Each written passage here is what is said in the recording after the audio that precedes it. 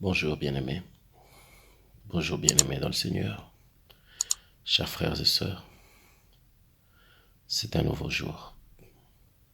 Et la Bible déclare, voici j'ai établi sur vous un nouveau jour, qui est pour vous le jour du salut où je vous ai secouru et je vous ai exaucé. Aujourd'hui est ton jour de salut, le jour où l'Éternel t'a exaucé. Quelle que soit la force de l'obscurité, quelle que soit la puissance des ténèbres, quelle que soit la hauteur des vagues et des flots, quelle que soit, oh, la taille de la poussière emportée dans un tourbillon sur ton chemin, pour dire, quel que soit ce que tu vis, quel que soit ce que les gens pensent de toi, quelle que soit ta situation,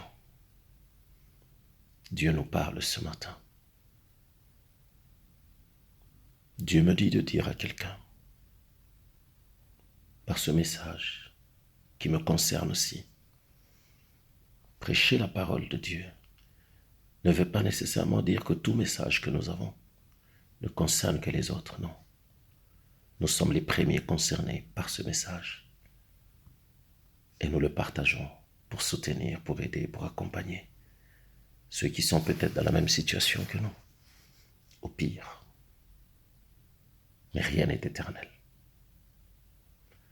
Dieu me dit de dire à quelqu'un,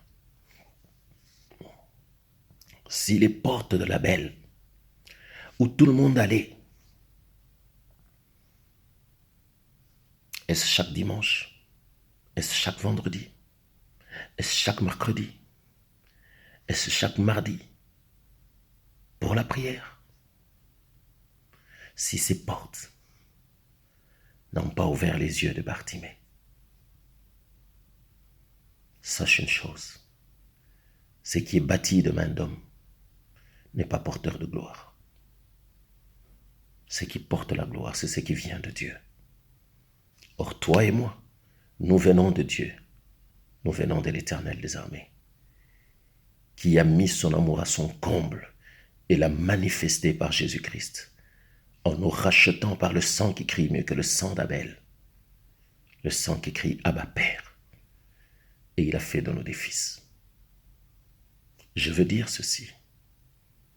Autant de temps que Bartimée a fait devant les portes de la belle, autant de temps lui ont été nécessaires à connaître les pas, parce qu'il ne voyait pas.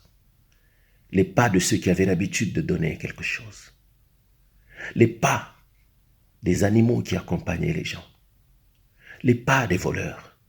Les pas de ceux qui venaient prendre de ce qu'on lui avait donné.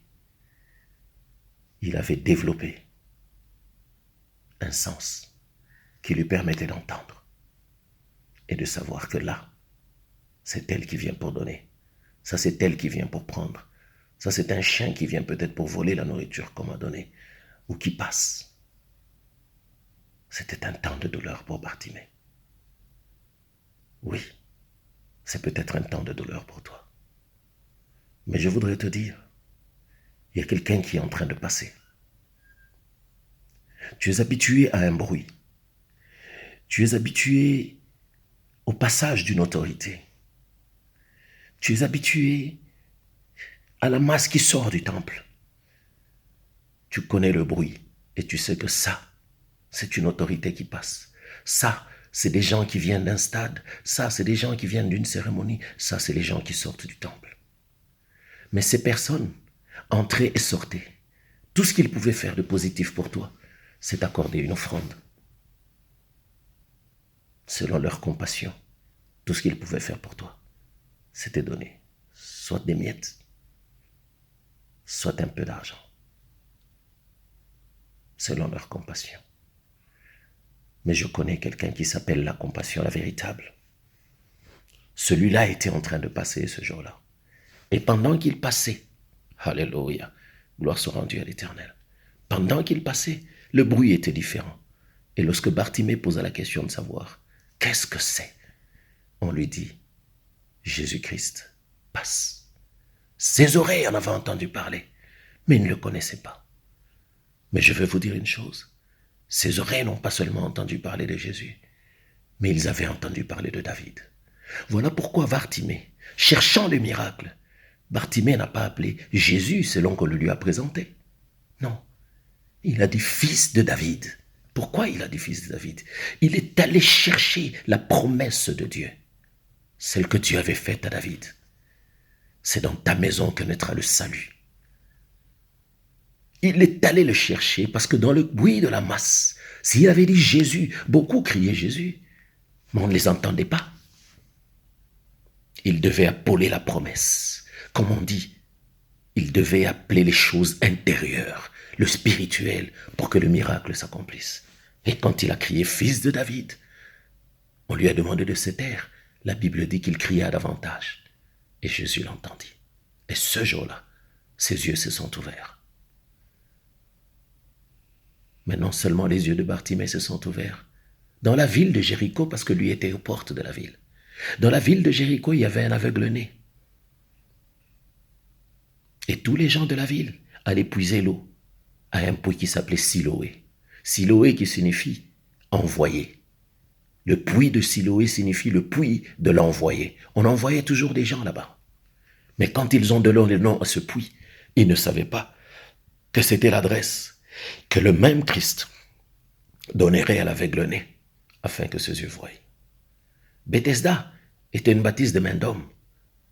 Il y en avait un, 38 ans durant, a vu des gens entrer et sortir guéris. Mais à chaque fois qu'il entrait et que lui n'était pas guéri, son cas s'empirait.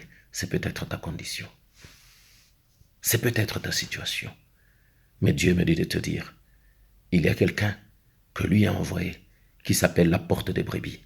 Bethesda avait 5 portiques, mais la guérison, le rétablissement du paralytique est passé par le 6e portique, qui est la porte des brebis.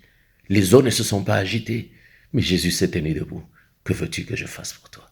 Je n'ai personne pour me jeter dans les eaux. Lui ne vient pas pour jeter les gens. Il vient pour les récupérer, les ramasser et les établir. Alléluia. Ce jour-là, un miracle s'est produit sans que les eaux ne s'agitent. Et le 6e portique a fait entrer la paralysie et l'homme a marché portant son lit. Je viens dire à quelqu'un, Alléluia.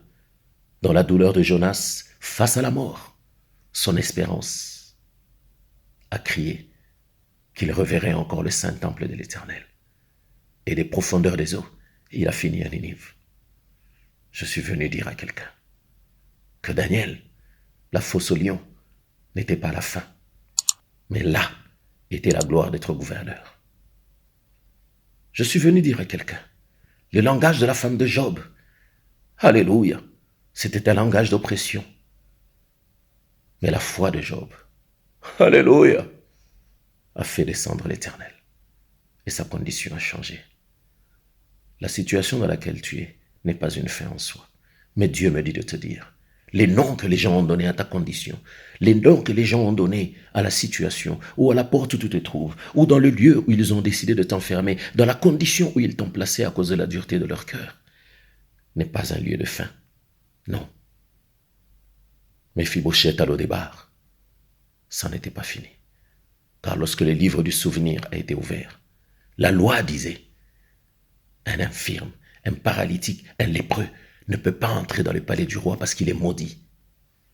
Mais ce jour-là, sans audience, Bartimée est entré. Plutôt, Méphibosheth est entré, excusez-moi, à manger. Et il a retrouvé la royauté de la naissance. Tu étais né dans une condition, tu as grandi dans une condition. Mais la dureté des hommes t'a emmené à l'Odébar. Le lieu sec et sans vie. Je t'annonce ce matin que le palais t'attend. Oui, le palais t'attend. Ceux qui t'ont rejeté, alléluia, qu'ils aient la force et le courage de chanter un cantique nouveau à l'Éternel à cause de la manifestation de la gloire de Dieu. Que Dieu bénisse chacun de nous, que Dieu bénisse sa parole et que chacun de nous sache que même Paul a dit, je connais un homme, était-il en lui ou pas, il y a 14 ans. Je ne sais s'il était en lui ou pas. Alléluia. Mais cet homme a vu la gloire de Dieu et a annoncé l'évangile jusqu'à la fin de ce jour. Tu proclameras la grandeur de Dieu. Tu chanteras un cantique nouveau. Tu prêcheras l'évangile de puissance et de vie. Alléluia. Parce que l'évangile que nous prêchons, c'est celui dont Jésus a dit aux disciples des gens, allez dire à Jean ce que vous avez vu et entendu. L'évangile est annoncé. Les aveugles voient, les sourds entendent, les muets parlent, les lépreux sont purifiés, les malades sont guéris, les paralytiques sont rétablis et les morts ressuscitent. Et que tout en toi soit rétabli, que ta langue soit déliée, que tes yeux voient, que tes oreilles entendent. Alléluia. Que ta maladie soit guérie, que ta lèpre soit purifiée, que ta paralysie soit rétablie et que la mort qui proposait sur toi soit transformée en vie à la gloire de l'Éternel. Au nom de Jésus-Christ, j'ai ainsi prié. Soyez bénis. Merci. Gloire à l'Éternel.